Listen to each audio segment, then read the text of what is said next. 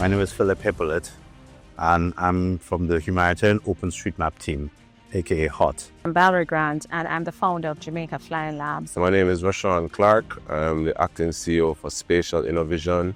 We are the GIS company for the Caribbean and Esri distributor. We work through Jamaica Flying Labs as a partner in helping get information, primarily drone information, high-resolution aerial imagery, to assist in supporting the damage and assessments in Jamaica after Hurricane Melissa.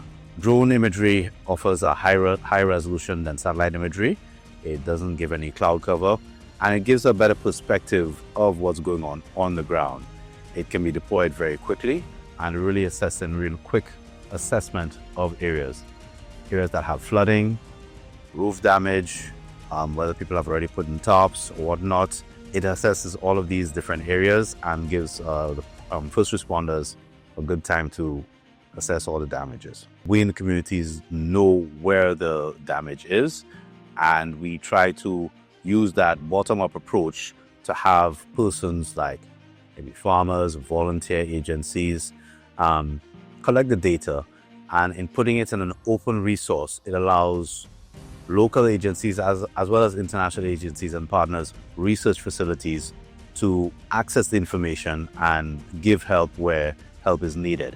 The reason why drone imagery is so important is given the fact that with satellite imagery, there can sometimes be cloud. Not only that, when you take the drone perspective, then you're going to get higher fidelity data depending on how high you fly. So you're going to get more granular at the community level. You're going to get images that really tells you what is going on the ground.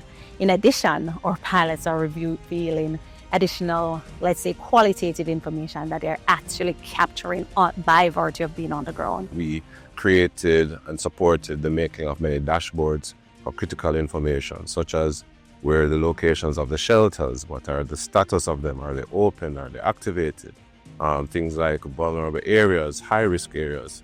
And we knew it was a dynamic hurricane, so as it kept on moving and shifting where it's gonna hit the land, we had to be responsive to that. As their partner for GIS, we also help them in mapping some of their critical infrastructure, and we continue to do so.